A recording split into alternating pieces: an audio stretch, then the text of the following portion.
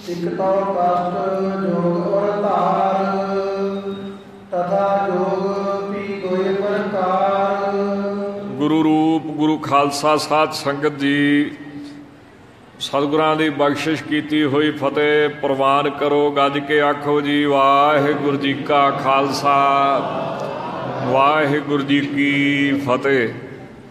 धन सतगुरु श्री गुरु ग्रंथ साहिब महाराज अंदर जोगियां दे परथाए बड़े शब्द उचारण कीते हैं।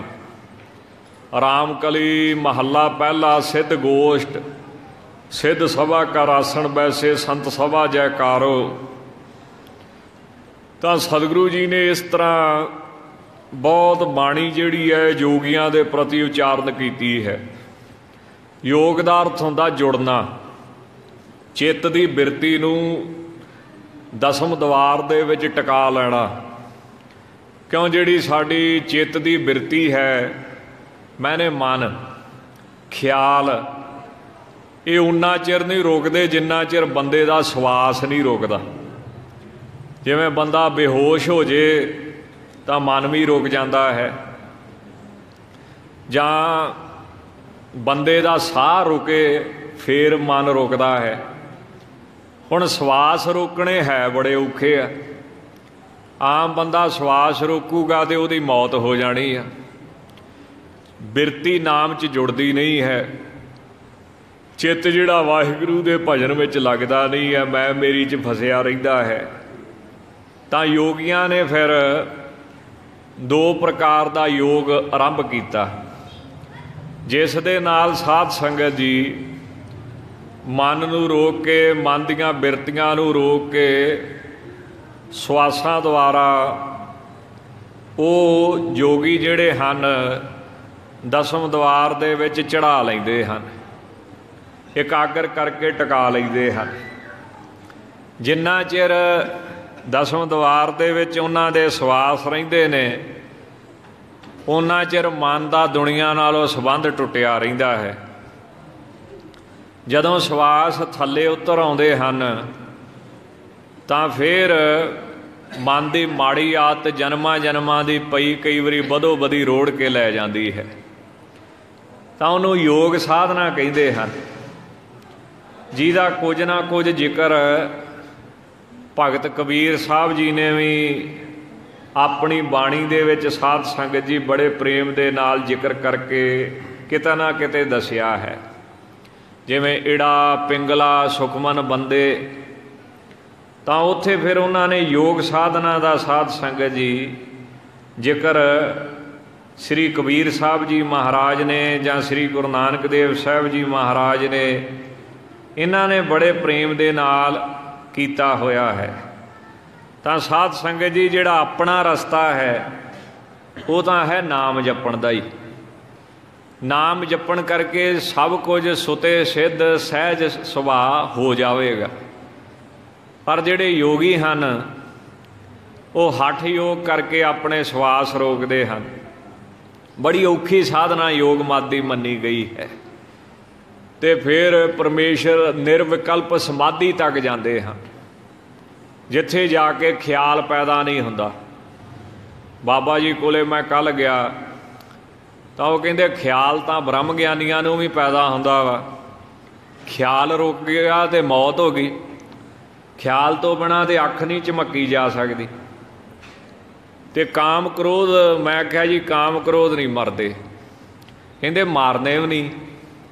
काम तो बिना भगती नहीं हुंदी, क्रोध तो बिना न्याणे नहीं सुधरते, नुकसान नहीं हटता। तो इन्हां नूं ठीक तरह वरतना ही आ। बस मरण मराउण वालियां गल्लां नहीं कहते हुंदियां। इत्थे उदण भावें हो जाण जिदण बंदे दी मौत हो जाए, उस तो पहलां ये कुछ नहीं हुंदा है। बस इन्हां नूं ठीक तरह वरतना ही हुंदा है।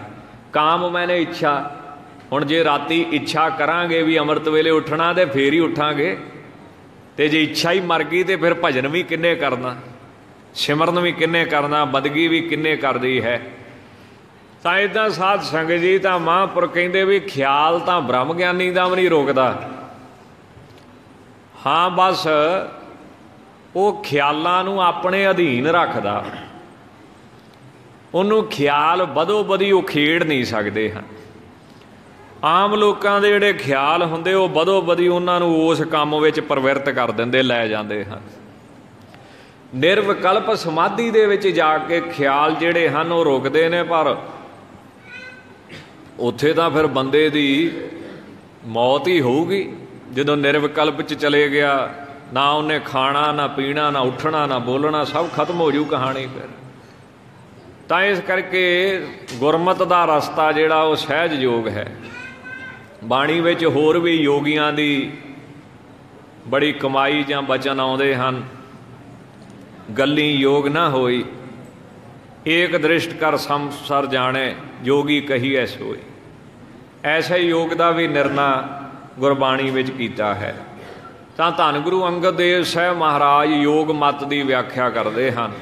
ਸਾਰੀਆਂ ਸੰਗਤਾਂ ਬੜੇ ਪ੍ਰੇਮ ਦੇ ਨਾਲ ਸਤਿਗੁਰੂ ਜੀ ਦਾ ਸਿਮਰਨ ਕਰਦੇ ਹੋਏ ਅਸੀਸ ਬਖਸ਼ੋ, ਤਾਂ ਕਿ ਕਥਾ ਆਰੰਭ ਕਰੀਏ। ਗੱਜ ਕੇ ਆਖੋ ਜੀ ਸਤਨਾਮ ਸ੍ਰੀ ਵਾਹਿਗੁਰੂ, ਸਤਨਾਮ ਸ੍ਰੀ ਵਾਹਿਗੁਰੂ। ਤਥਾ ਯੋਗ ਵੀ ਦੋਇ ਪ੍ਰਕਾਰ। ਯੋਗ ਮਤ ਜਿਹੜਾ ਹੈ ਇਹ ਦੋ ਤਰ੍ਹਾਂ ਦਾ ਹੈ। ਇੱਕ ਤੋਂ ਕਸ਼ਟ ਯੋਗ ਗੁਣ ਧਾਰ। ਇੱਕ ਤਾਂ ਹੈ ਕਸ਼ਟ ਯੋਗ, ਹਿਰਦੇ ਵਿੱਚ ਜਾਨ ਲੈਣਾ ਕਰੋ, ਜਿਹਦੇ ਨਾਲ ਸਰੀਰ ਨੂੰ ਬੜਾ ਕਸ਼ਟ ਦਿੱਤਾ ਜਾਂਦਾ ਹੈ। ਜਿਹਦੇ 8 ਅੰਗ ਨੇ, ਯਮ, ਨੇਮ ਆਦਿਕ। ਤੇ ਜੇ ਸਾਰੇ ਕਵਾਂਗੇ ਨਾ ਤਾਂ ਬਹੁਤ ਗ੍ਰੰਥ ਵਧੂਗਾ। ਇਸ ਕਰਕੇ ਸੰਖੇਪ ਜਿਹਾ ਇਹਨੂੰ ਸੁਣ ਲਓ। ਸਿਰਫ ਜਾਣਕਾਰੀ ਹੋਣੀ ਚਾਹੀਦੀ ਹੈ। ਜਿਹੜਾ ਕੰਮ ਅਸੀਂ ਕਰਨਾ ਹੀ ਨਹੀਂ ਉਹਦੀ ਖੋਜ ਵੀ ਅਸੀਂ ਕਾਹਨੂੰ ਬਹੁਤੀ ਕਰਦੀ ਹੈ। ਇਸ ਕਰਕੇ ਸੰਖੇਪ ਜਿਹਾ ਇਹਨੂੰ ਸੁਣ ਲੈਣਾ ਚਾਹੀਦਾ ਹੈ। ਇੱਕ ਤੇ ਹੈ ਕਸ਼ਟ ਯੋਗ, ਜਿਹਨੂੰ ਹੱਠ ਯੋਗ ਵੀ ਕਹਿ ਦਿੰਦੇ ਹਨ। ਦੂਸਰਾ ਇਹਦਾ ਹੋਰ ਵੀ ਇੱਕ ਫਰਕ ਹੈ। ਜਦੋਂ ਮਨ ਨੂੰ ਵਾਸ਼ਨਾ ਤੋਂ ਰੋਕ ਲਈਦਾ ਹੈ, ਮਾੜੇ ਪਾਸੇ ਤੋਂ ਰੋਕ ਲਈਦਾ ਮਨ ਨੂੰ, ਸਤਿਗੁਰੂ ਜੀ ਦੇ ਸ਼ਬਦ ਦੀ ਵਿਚਾਰ ਕਰੀਦੀ ਹੈ, ਤੇ ਆਤਮਾ ਤੇ ਪਰਮਾਤਮਾ ਦੀ ਏਕਤਾ ਦਾ ਨਿਸ਼ਚੈ ਕੀਤਾ ਜਾਂਦਾ ਹੈ। ਤਾਂ ਇਹ ਇੱਕ ਦੂਸਰਾ ਇਹਦਾ ਭੇਦ ਹੈ ਜਿਹੜਾ ਕਰ ਲੈਣਾ ਚਾਹੀਦਾ ਹੈ ਗੁਰਸਿੱਖਾਂ ਨੂੰ। ਆਤਮਾ ਦੇ ਵਿੱਚ ਸੁਰਤ ਜੋੜ ਕੇ ਰੱਖਣੀ, ਇਹ ਠੀਕ ਆ। ਇਹ ਪਰਮ ਯੋਗ ਹੈ, ਵੱਡਾ ਯੋਗ ਹੈ ਤੇ ਸ੍ਰੇਸ਼ਟ ਹੈ। ਇਹਨੂੰ ਕਰਨਾ ਚਾਹੀਦਾ ਹੈ ਸਿੱਖਾਂ ਨੂੰ। ਆਪਣੇ ਸਰੂਪ ਨੂੰ ਯਥਾਰਥ ਜਾਣ ਲੈਣਾ, ਸਹੀ ਰੂਪ ਦੇ ਵਿੱਚ। ਕਿਉਂ ਕਈ ਕਹਿੰਦੇ ਆ ਵੀ ਮਨ ਹੀ ਆਤਮਾ ਵਾ, ਕਈ ਕਹਿੰਦੇ ਆ ਬੁੱਧੀ ਆਤਮਾ ਵਾ, ਕਈ ਕਹਿੰਦੇ ਸਵਾਸ ਹੀ ਆਤਮਾ ਵਾ। ਵੀ ਸਵਾਸ ਜਿਹੜੇ ਚੱਲਦੇ ਜਦੋਂ ਬੰਦੇ ਜਦੋਂ ਨਿਕਲ ਜਾਣ ਉਹਦੀ ਮੌਤ ਹੋ ਜਾਂਦੀ ਆ। ਹੋਰ ਤਾਂ ਕੋਈ ਸਰੀਰ 'ਚ ਫਿਰ ਲੱਭਦਾ ਨਹੀਂ ਆ, ਦਿਖਦਾ ਨਹੀਂ ਆ। ਇਸ ਕਰਕੇ ਸਵਾਸ ਨਿਕਲ ਗਏ ਤੇ ਬੰਦੇ ਦੀ ਮੌਤ। ਸਵਾਸ ਹੀ ਆਤਮਾ। ਕਈ ਕਹਿੰਦੇ ਇੰਦਰੀਆਂ ਹੀ ਆਤਮਾ ਹਨ, ਕਈ ਕਹਿੰਦੇ ਬੁੱਧੀ ਹੀ ਆਤਮਾ ਹੈ।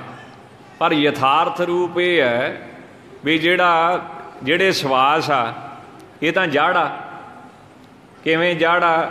ਵੀ ਜਦੋਂ ਆਪਾਂ ਸੁੱਤੇ ਪਏ ਹੁੰਦੇ ਉਦੋਂ ਸਵਾਸ ਜਾਗਦੇ ਆ, ਚੱਲਦੇ ਆ। ਪਰ ਉਹ ਆਏ ਗਏ ਦਾ ਪ੍ਰਾਹੁਣਾ ਜੇ ਆ ਜੇ, ਸੁੱਤੇ ਪਏ ਆ, ਤਾਂ ਉਹ ਤਾਂ ਜਾਗਦੇ ਆ ਨਾ, ਚੱਲਦੇ ਆ। ਪਰ ਉਹ ਆਏ ਦਾ ਗਿਆਨ ਨਹੀਂ ਕਰਾਉਂਦੇ ਵੀ ਕੋਈ ਆ ਗਿਆ। ਤੇ ਜਦੋਂ ਕੋਈ ਕਈ ਵਾਰੀ ਸੁੱਤੇ ਪਏ ਦੀ ਪੱਗ ਹੀ ਲਾ ਕੇ ਲੈ ਜਾਂਦੇ ਤੇ ਉਹਨੂੰ ਰੋਕਦੇ ਨਹੀਂ ਵੀ ਕਿਉਂ ਤੂੰ ਇੱਦਾਂ ਕਰਦਾ। ਤਾਂ ਸਵਾਸ ਚੱਲਦੇ ਜ਼ਰੂਰ ਆ, ਪਰ ਸਵਾਸ ਚੇਤਨ ਨਹੀਂ ਆ, ਆਤਮਾ ਨਹੀਂ ਆ। ਕਿਉਂ ਜੇ ਆਤਮਾ ਹੁੰਦੇ ਤਾਂ ਉਸ ਵੇਲੇ ਮੈਨੂੰ ਦੱਸ ਦਿਓ ਇਹ ਕੋਈ ਆਇਆ ਵਾ ਤੇ ਕੋਈ ਗਿਆ। ਹਾਂ, ਚੱਲਦੇ ਜ਼ਰੂਰ ਆ। ਇਸ ਕਰਕੇ ਸਵਾਸ ਵੀ ਆਤਮਾ ਨਹੀਂ ਹਨ। ਆ ਜਿਹੜੇ ਈਸਾਈ ਧਰਮ ਵਾਲੇ ਆ ਨਾ, ਇਹਨਾਂ ਦੇ ਧਰਮ ਦੇ ਵਿੱਚ ਇੱਕ ਜਿਹੜੀ ਗੱਲ ਜਿਹਦਾ ਇਹਨਾਂ ਤੋਂ ਜਵਾਬ ਕੋਈ ਨਹੀਂ ਆ, ਉਹ ਇਹ ਆ ਵੀ ਇਹ ਕਹਿੰਦੇ ਵੀ ਬੰਦੇ ਵਿੱਚ ਚੇਤਨਤਾ ਵਾ, ਬਾਕੀ ਕਿਸੇ ਪਸ਼ੂ ਦੇ ਵਿੱਚ ਚੇਤਨਤਾ ਨਹੀਂ। ਪਰ ਆਪਣੀ ਬਾਣੀ ਕੀ ਕਹਿੰਦੀ ਆ? ਆਪਣੀ ਬਾਣੀ ਕੀ ਕਹਿੰਦੀ? ਘਟ ਘਟ ਮੈਂ ਹਰਿ ਜੀਉ ਬਸੈ, ਸੰਤਨ ਕਹਿਓ ਪੁਕਾਰ। ਬਾਣੀ ਕਹਿੰਦੀ ਹਰੇਕ ਜਗ੍ਹਾ ਤੇ ਚੇਤਨਤਾ ਬੈਠੀ। ਬਾਣੀ ਤਾਂ ਇੱਥੋਂ ਤੱਕ ਕਹਿ ਦਿੰਦੀ ਹੈ ਕਿ ਸਮੁੰਦਰ ਵਿੱਚ, ਪਾਣੀ ਵਿੱਚ, ਅਸਮਾਨ ਵਿੱਚ, ਧਰਤੀ ਵਿੱਚ, ਅਖੀਰ ਗੱਲ ਹੀ ਨਿਬੇੜਦੇ ਆ, ਬਾਣ ਤ੍ਰਿਣ ਪਰਬਤ ਹੈ ਪਾਰ ਬ੍ਰਹਮ ਮੈਨੇ ਚੇਤਨਤਾ, ਜੈਸੀ ਆਗਿਆ ਤੈਸਾ ਕਰਮ। ਫਿਰ ਅੱਗੇ ਇੱਕ ਇੱਕ ਗਣਾਉਂਦੇ ਵੀ ਆ, ਪੌਣ ਪਾਣੀ ਬੈ ਸੰਤਰ ਮਾਹੇ। ਤਾਂ ਇੱਥੇ ਹਰੇਕ ਜਗ੍ਹਾ ਤੇ ਚੇਤਨਤਾ ਬੈਠੀ ਬਾਣੀ ਮੰਨਦੀ ਹੈ। ਤਾਂ ਈਸਾਈ ਧਰਮ ਵਾਲੇ ਕਹਿੰਦੇ ਬੰਦੇ 'ਚ, ਪਸ਼ੂਆਂ 'ਚ ਨਹੀਂ ਆ, ਜੀਵ ਜੰਤੂਆਂ 'ਚ ਚੇਤਨਤਾ ਨਹੀਂ। ਤਾਂ ਉਹਦਾ ਫਿਰ ਜਵਾਬ ਦਿੰਦੇ ਨੇ ਸਿੰਘ ਸਾਹਿਬ ਜੀ, ਗਿਆਨੀ ਜਸਵੰਤ ਸਿੰਘ ਜੀ ਨੇ ਜਵਾਬ ਦਿੱਤਾ। ਉਹ ਕਹਿੰਦੇ ਵੀ ਇੱਕ ਕੁੱਤਾ ਵਾ, ਉਹ ਮਾਲਕ ਦੇ ਪੈਰ ਚੱਟਦਾ ਵਾ, ਤੇ ਹੋਰ ਕੋਈ ਆ ਜੇ ਉਹਨੂੰ ਪੈਂਦਾ ਵਾ।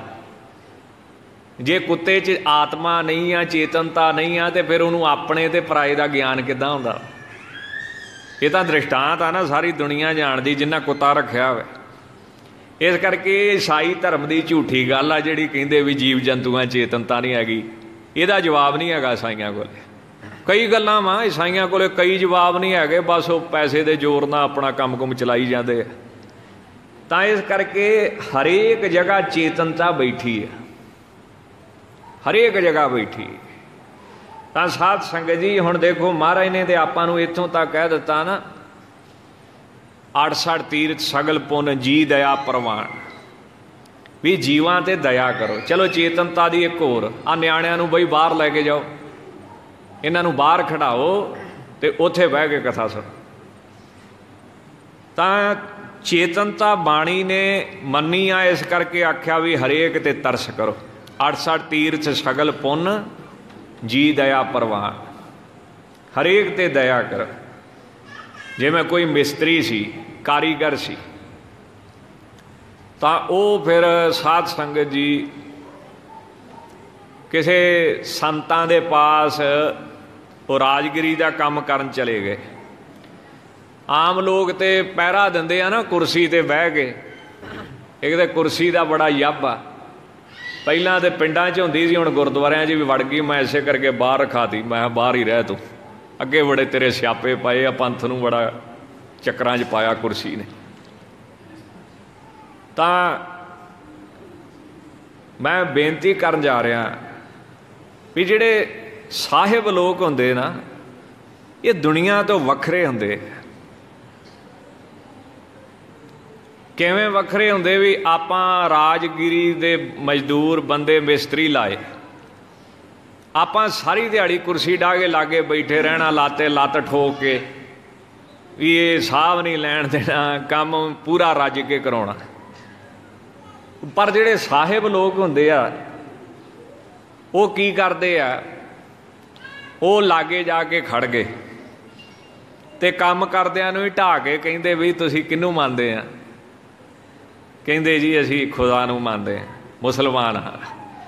ਕਹਿੰਦੇ ਫਿਰ ਤੁਸੀਂ ਆਪਣੇ ਵੱਡਿਆਂ ਦੀ ਕੋਈ ਸਾਖੀ ਸੁਣਾਓ, ਕੋਈ ਬਚਨ ਸੁਣਾਓ ਸਾਨੂੰ।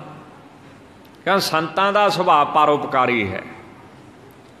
ਪਤਾ ਨਹੀਂ ਕਿਹਨੂੰ ਕਿਹੜੇ ਟਾਈਮ ਸਤਸੰਗ ਦੇ ਵਿੱਚ ਉਹ ਰੰਗ ਲੱਗਣਾ ਹੈ। ਤਾਂ ਪ੍ਰੇਰਨਾ ਦੇਣੀ ਚਾਹੀਦੀ, ਸਭ ਨੂੰ ਦੇਣੀ ਚਾਹੀਦੀ ਹੈ, ਕਹਿਣਾ ਚਾਹੀਦਾ ਸਭ ਨੂੰ। ਕਹਿੰਦੇ ਤੁਸੀਂ ਜਾਂ ਤੁਸੀਂ ਸੁਣਾਓ ਜਾਂ ਅਸੀਂ ਸੁਣਾਉਂਦੇ।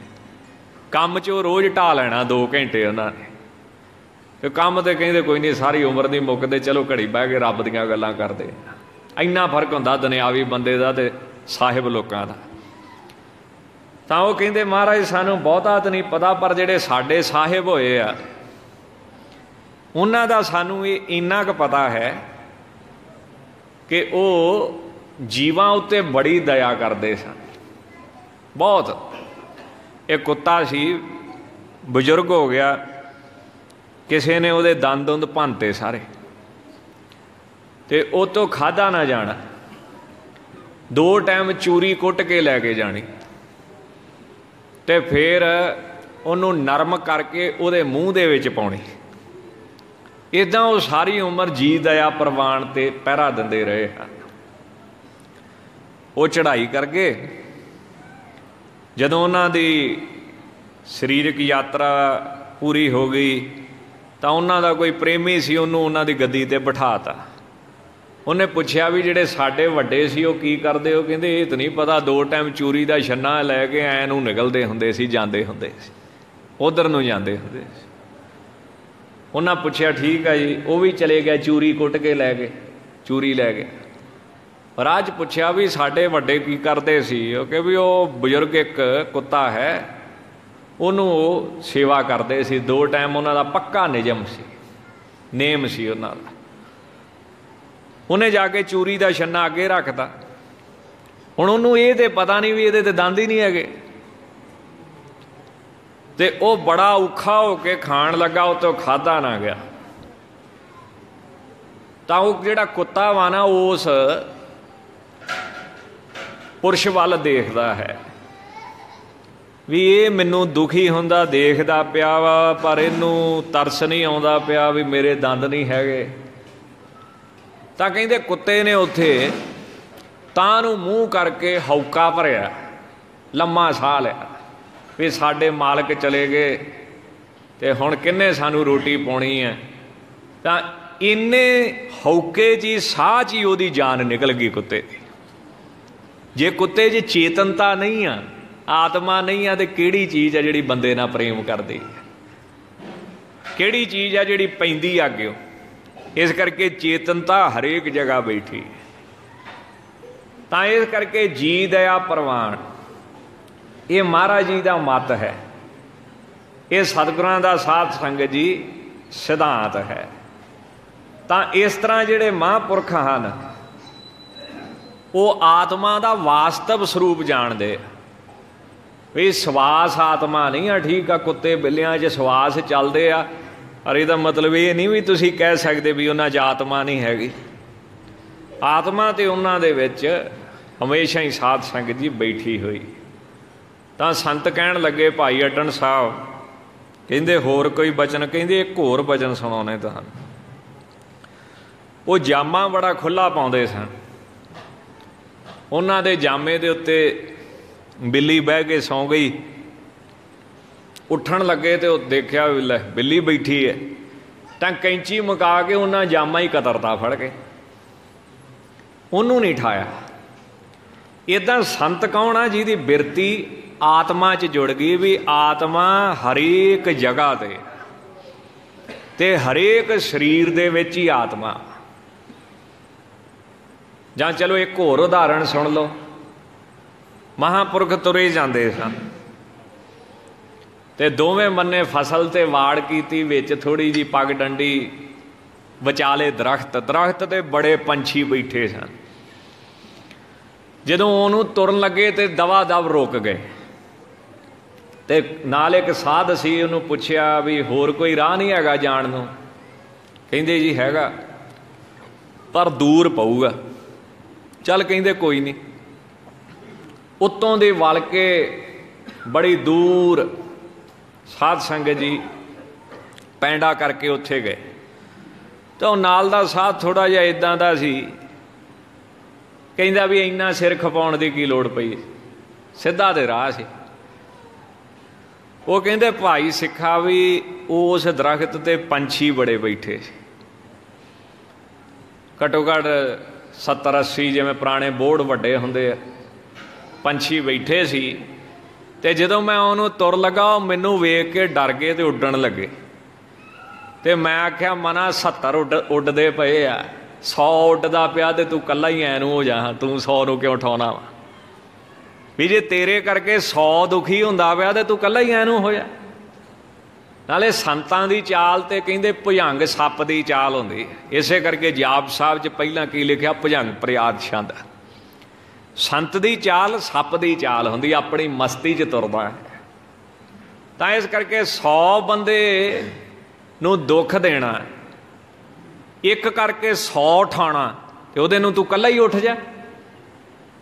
ਇਹ ਸਾਧੂ ਦਾ ਸੁਭਾਅ ਹੁੰਦਾ। ਤਾਂ ਇਸ ਕਰਕੇ ਸਾਧ ਸੰਗਤ ਜੀ, ਤਾਂ ਮਹਾਂਪੁਰਖ ਕਿਹੜੇ ਹਨ?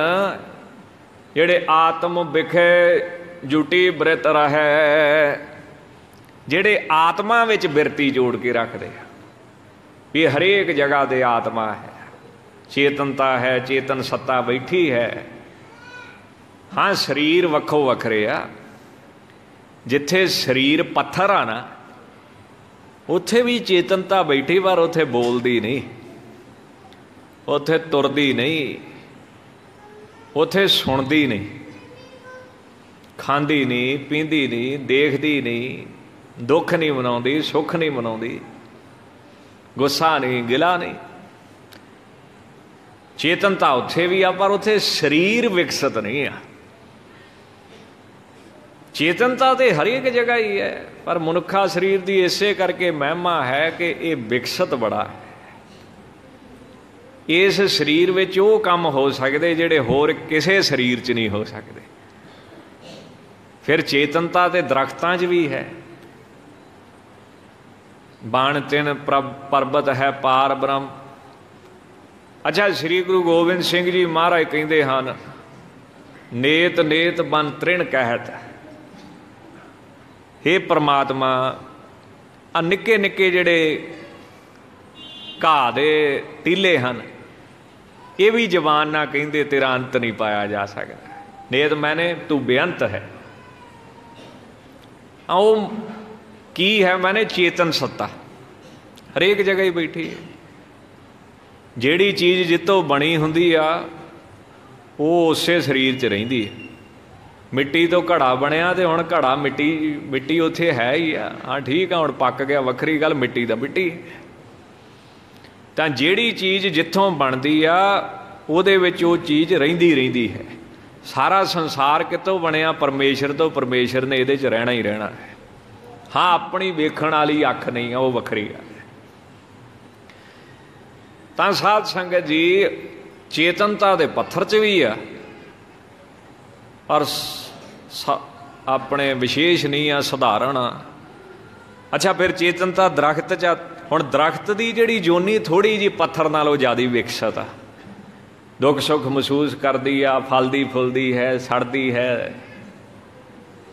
बीमारी लगती है, आ फसलों नूं किन्ना को पाउणा पैंदा। तां ये शरीर पत्थर नालों ज़्यादा विकसित है। ये बाद फिर आ चार पायां वाले पशु आ गए, वो होर विकसित आ। चेतनता तो है, आत्मा तो है, तुरदे ने, फिरदे ने, खांदे ने, पींदे ने। ते बंदे दा शरीर फिर सब तो ज़्यादा विकसित है। मैंने तेल तो उहो ही आ, दीवे च पाया तो किन्ना काम करूँ, सिर्फ रोशनी। ते सैकल के टायरां टूरां नूं ला लिया, चेन नूं माल नूं ला लिया तो किन्ना काम करूँ। हाँ जी, उहो ही तेल स्कूटर च पै गया, सैकल तो वध गया ना काम। उहो ही अगे गड्डी च पै गया, तो उहो ही जदों जहाज च पैंदा फिर जांदा कि ना हज़ारां किलोमीटर उड़दा, हज़ारां ही करदा ना, दोवां दोवां घंटियां च पैंदा। तां चेतनता मैंने तेल। हाँ, अगे शरीर जिड्डा विकसित मिलूगा उन्नी तरक्की करता जाता है। तां चेतनता मैंने हरेक जगह बैठी। तातम बिखै बृत जुट रहे। आत्म बिखै जुटी बृत रहे। हरेक जगह जिहड़ा आत्मा नूं देखदा है। श्रेष्ठ परम योग यह कहे, ये योग करो जे करना है। हुण ये तुसीं दस्यो भी ये गुरु ग्रंथ साहिब च लिखिया, हरेक जगह आत्मा नूं देखो। ये लिखिया, एक दृष्ट कर समसर जाणै जोगी कही ऐ सोई। जेड़े एक निगाह नाल देखदा सब एको है, भाई एको है, साहिब मेरा एको है। अच्छा, एक जाना कहिंदा भी जे रब एक आ ते कोई मुसलमान टोपी पाई फिरदा, हिंदू बोधी रखी फिरदा, तिलक लाई फिरदा, सिख केस दाड़ा रखी फिरदे आ। ये क्यों वखरेवा? तां कहिंदे भी रब तां एक ही आ, ते रब ने पैदा भी एक कीते सी, अगे आपो अपनी मत वरती है। हुण जिहड़ा बच्चा जमदा उहदे केस नहीं हुंदे, दसो भला। तां असीं जिहड़े सिख हां, असीं उस कानून नाल चलदे हां जिहड़े रब ने सब तो पहलां एक पैदा कीते। अगे हिंदुआं ने अपनी मर्जी कीती है, मुसलमाना सिर मना के अपनी मर्जी की, ईसाइया ने ना सिर ना दाढ़ी, सब कोई अपनी मर्जी की है। इस करके तुसीं ये गल दा बहाना ना बनाओ भी वखरेवा कि आपां वो हाँ जो परमेश्वर ने पहला एक पैदा किए, साडा धर्म वो है। तो ऐसे परम श्रेष्ठ योग नूं जानना चाहिए है, आत्मा का वास्तव स्वरूप जानना चाहिए है। सत है, चित है, आनंद है।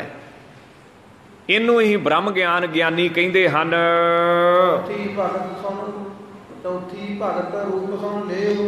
चौथी है भगती, ते भगती का रूप हुण प्रेम दे नाल सुन लो। कलयुग के समय दे विच सब तो उत्तम आ भगती। धन गुरु गोबिंद सिंह जी का एक वचन चेते रखण वाला है, एक नाम बिना नहीं कोट बृति, इम वेद उचारत सार सुती। जो वाह रस के चस के रस है, ते भूल ना काल फदा फस है।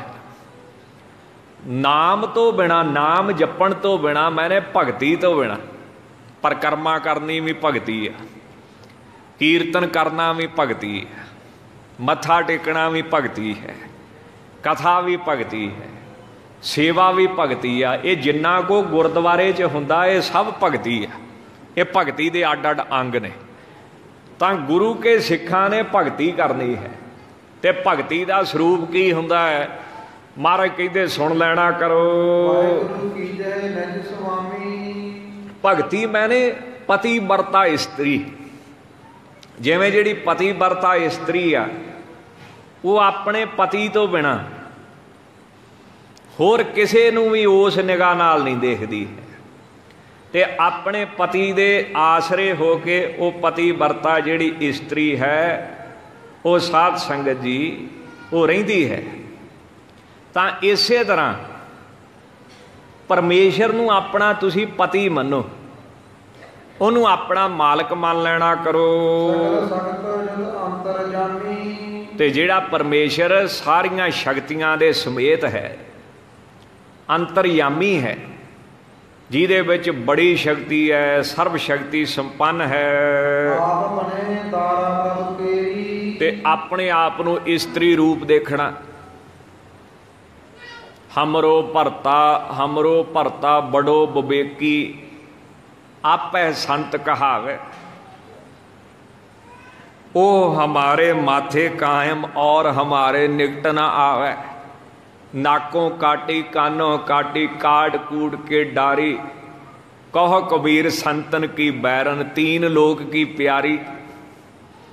कबीर साहब नूं माया मोहन आई ना, माया मोहत करना आई कबीर साहब। तो कबीर साहब नूं कहे भी ज्यादा पैसे ले ला दे, पहला मेरा काम कर दे। कबीर साहब समझ गए भी ये माया है। तो कबीर साहब ने नक वड़ दिता, कन वड़ दिते, आदक जो करते होंदे आ। तां वो भज पई। तो उत्थे फिर कबीर साहब ने ये शब्द उच्चारण किया ना, नाको काटी कानो काटी, काट कूट के डारी। कहो कबीर संतन की बैरन, तीन लोक की प्यारी। नक का मतलब स्वर्ग, उच्ची थां। नाक मैंने उच्ची थां। जिन्हां दी बड़ी उच्ची थां वा ना, माया ने उन्हां नूं थल्ले लिया के सुट दिता। मैंने बदो बदी ये बंदे ते असर पाउंदी है। हुण देखो कई बारी पैसा किसी का हुंदा, जे वो तुहानूं फड़ा भी दवे ते तुहानूं पता है भी उहदा मोड़ना भी आ, तुसीं तां भी नहीं मोड़दे। तुहाडा देण नूं जी नहीं करदा, है भी उहदे आ। चलो होर ते गल छड्डो, आ गुरद्वारे दे पैसे आ ना, अपने ते नहीं, घर दे ते नहीं ना, किसी दे प्यो दे ते नहीं ना, संगत दे आ ना। रुपया रुपया गुरु का है, गरीबां का है। तो जिहड़ा लाउण वाला हुंदा, कई बारी वही हंकार च पै जांदा भी मैं ते मर्जी करूँ, जाओ किसी दी नहीं मंनदा, हंकार लै आउंदा विच। तां इस तरह जिहड़ा माया ना, नाको काटी मैंने जिहड़े बड़े उच्चे वसदे ने, वो भी इन्हें वढ के थल्ले सुटे। ਕਾਨੋ ਕਾਟੀ, ਕਾਨ ਕਹਿੰਦੇ ਜੰਗਲ ਨੂੰ, ਕਾਨਨ ਮੈਨੇ ਜੰਗਲ। ਜਿਹੜੇ ਰੁੱਖਾਂ ਥੱਲੇ ਬਹਿ ਕੇ ਬੰਦਗੀ ਕਰਦੇ ਸੀ ਉਹ ਵੀ ਇਹਨੇ ਬਖਸ਼ੇ ਨਹੀਂ, ਉਹ ਵੀ ਇਹਨੇ ਥੱਲੇ ਸੁੱਟੇ ਨੇ ਲਿਆ ਲਿਆ। ਕਾਟ ਕੂਟ ਕੇ ਡਾਰੀ, ਕੂਟ ਕਹਿੰਦੇ ਪਰਬਤ ਨੂੰ, ਪਹਾੜ। ਜਿਹੜੇ ਪਹਾੜ ਦੀ ਗੁਫਾ ਵਿੱਚ ਬੈਠੇ ਸੀ, ਮੱਥੇ ਨਹੀਂ ਲੱਗਦੇ, ਉਹ ਵੀ ਕੱਢ ਕੇ ਬਾਹਰ ਮਾਰੇ। 3 ਲੋਕ ਇਸ ਪਿੱਛੇ ਮਰਦੇ ਆ, ਪਰ ਸੰਤਾਂ ਨੇ ਇਹਨੂੰ ਆਪਣਾ ਵੈਰੀ ਸਮਝਿਆ ਹੈ। ਕਹੋ ਕਬੀਰ ਸੰਤਨ ਕੀ ਬੈਰਨ 3 ਲੋਕ ਕੀ ਪਿਆਰੀ। ਵੈਸੇ ਇਸਤਰੀ ਜਾਮੇ ਵਿੱਚ ਸ਼ਕਤੀ ਬੜੀ ਆ। ਜਦੋਂ ਵਿਧਾਤਾ ਨੇ ਇਸਤਰੀ ਦੀ ਰਚਨਾ ਕੀਤੀ ਨਾ, ਤੇ ਬੜਾ ਸਮਾਂ ਲੱਗ ਗਿਆ ਉਹਨੂੰ। ਮੰਦਾ ਬਣਾਉਂਦਿਆਂ ਤਾਂ ਨਹੀਂ ਬਹੁਤਾ ਟਾਈਮ ਲੱਗਾ ਉਹਨੂੰ, ਤੇ ਬਹੁਤ ਟਾਈਮ ਲੱਗਿਆ। ਤੇ ਮੈਂ ਕਿਤੇ ਕਿਤੇ ਸੋਚਦਾ ਨਾ, ਤਾਂ ਹੀ ਉਹ ਬੰਦਾ ਭਾਵੇਂ ਅੱਧੇ ਘੰਟੇ ਤਿਆਰ ਹੋ ਜਾਏ, ਪਰ ਬੀਬੀਆਂ ਨਹੀਂ 2 ਘੰਟਿਆਂ ਤੋਂ ਪਹਿਲਾਂ ਨਿਕਲਦੀਆਂ। ਜਦੋਂ ਇਹ ਬਣੀਆਂ ਸੀ ਨਾ, ਉਦੋਂ ਹੀ ਬੜਾ ਟਾਈਮ ਲੱਗ ਗਿਆ, ਬੜਾ ਸਮਾਂ ਲੱਗਾ। 6 ਦਿਨ ਲੱਗ ਗਏ ਕਹਿੰਦੇ ਵਿਧਾਤਾ ਦੇ। ਜਿਹੜਾ ਫੁਰਨੇ ਨਾਲ ਬਣਾ ਦਿੰਦਾ ਸੀ, ਖਿਆਲ ਨਾਲ ਬਣਾ ਦਿੰਦਾ, ਉਹਦੇ ਵੀ 6 ਦਿਨ ਲੱਗੇ। ਤੇ ਰਚਨਾ ਜਿਹੜੀ ਸੀ ਅਜੇ ਵੀ ਅਧੂਰੀ। ਕਹਿੰਦਾ ਬਈ ਉਹ ਗੱਲ ਨਹੀਂ ਬਣਦੀ। ਇਹਦੇ 'ਚ ਕਹਿੰਦਾ ਤਰਸ ਵੀ ਭਰਨਾ ਵਾ, ਮਾਂ ਦੀ ਮਮਤਾ ਵੀ ਭਰਨੀ ਹੈ। ਇਹਦੇ ਵਿੱਚ ਸੇਵਾ, ਨਿਮਰਤਾ, ਸੂਰਮਤਾਈ, ਸ਼ੇਰਨੀ ਦੇ ਗੁਣ ਵੀ ਭਰਨੇ ਹਨ। ਤੇ ਮੈਂ ਸੋਚਦਾ ਵੀ ਕਿਹੜਾ ਭਰਾਂ ਤੇ ਕਿਹੜਾ ਨਾ ਭਰਾਂ। ਤਾਂ ਇੱਕ ਦੇਵਦੂਤ ਖੜਾ ਸੀ ਲਾਗੇ, ਫਰਿਸ਼ਤਾ।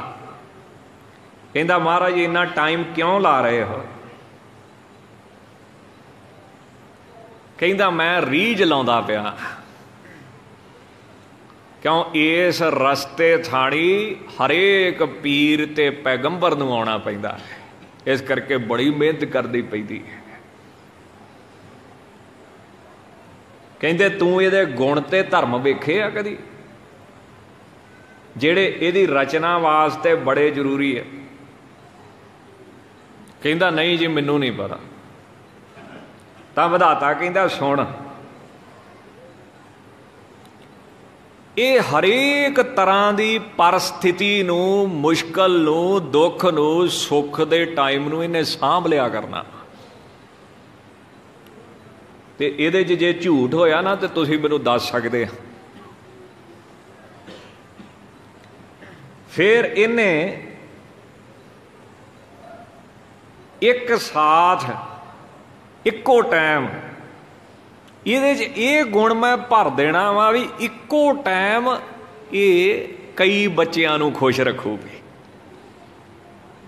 ਤੇ ਇਹ ਗੁਣ ਈਸ਼ਵਰ ਦਾ ਹੈ, ਇੱਕ ਟਾਈਮ ਸਾਰੀ ਦੁਨੀਆ ਨੂੰ ਪਾਲਣਾ। ਹੁਣ ਵੱਡਾ ਨਿਆਣਾ, ਛੋਟਾ ਨਿਆਣਾ, ਜਿਵੇਂ ਜਥੇਦਾਰ ਜੀ ਆਪਣੇ ਸੁਣਾਉਂਦੇ ਸੀ ਨਾ,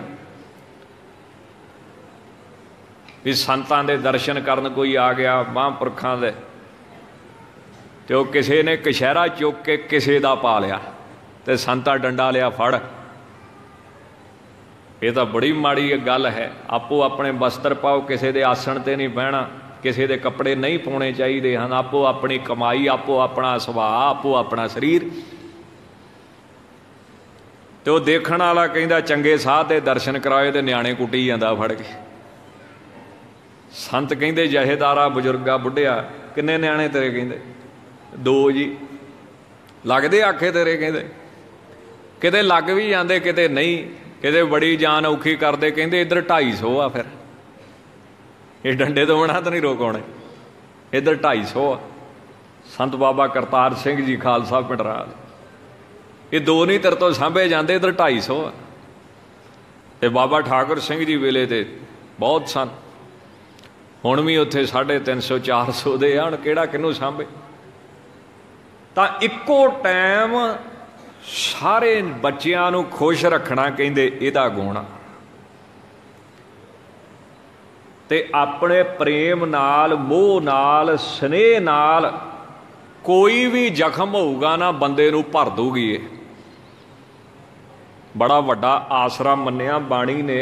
पति ते पत्नी दी व्याख्या कीती आ, एक जोत दोए मूर्ति धन पर कहीए सोई। ते इहदा सब तो वड्डा गुण धर्म यह आ भी जदों ये बीमार होगी अपना ख्याल आप रख सकूगी।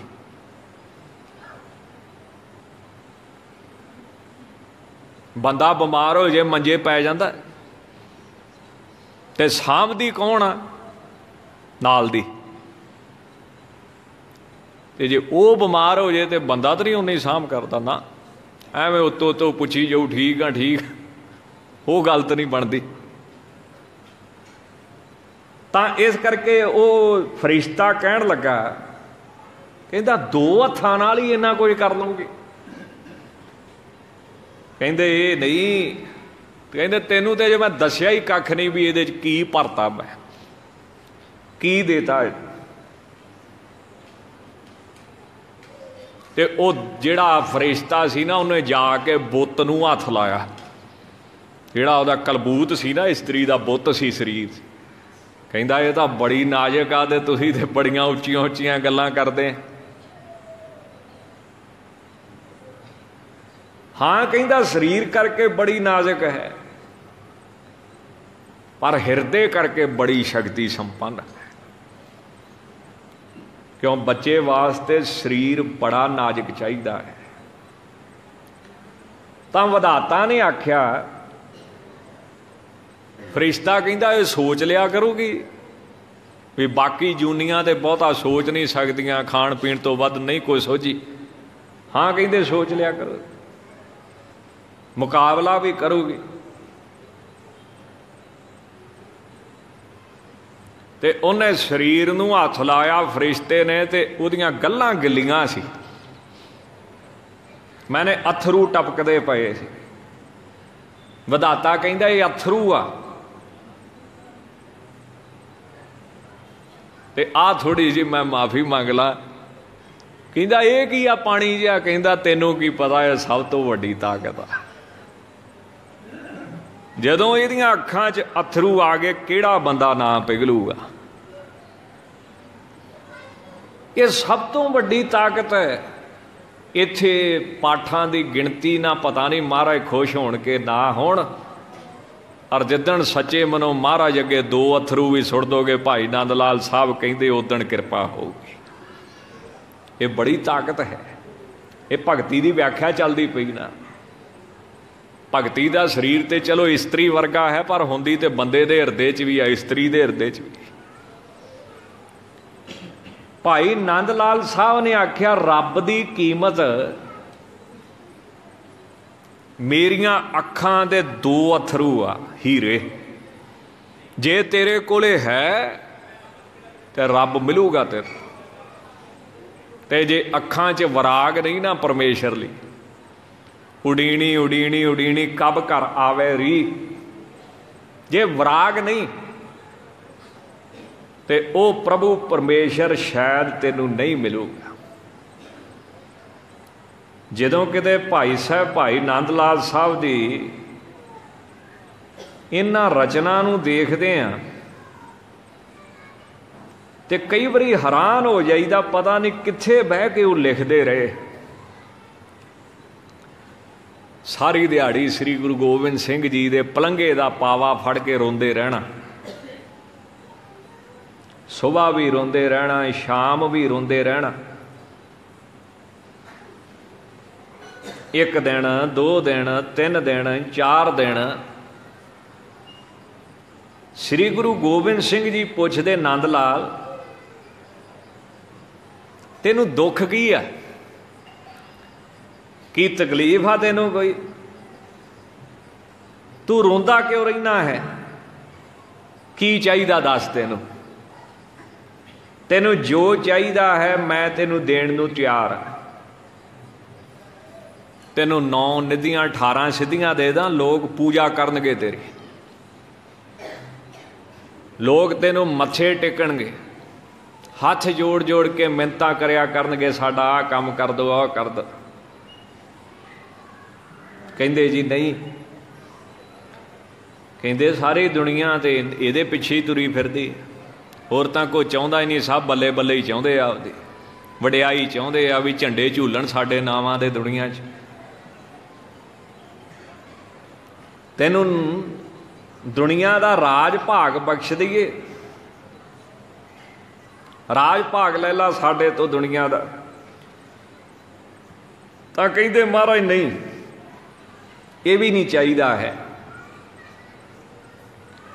ਤਾਂ ਫਿਰ ਮਹਾਰਾਜ ਜੀ ਪੁੱਛਦੇ ਆ, ਫਿਰ ਵਡਿਆਈ ਲੈ ਲਾ, ਮਾਣ ਸਤਿਕਾਰ ਲੈ ਲਾ, ਉਮਰ ਲੈ ਲਾ ਜਿੰਨੀ ਮਰਜ਼ੀ ਵੱਡੀ ਦੇ ਦਿੰਦੇ, ਸਵਰਗਾਂ ਦਾ ਰਾਜ ਲੈ ਲਾ, ਦੱਸ ਕੀ ਲੈਣਾ ਹੈ ਸਾਡੇ ਕੋਲ।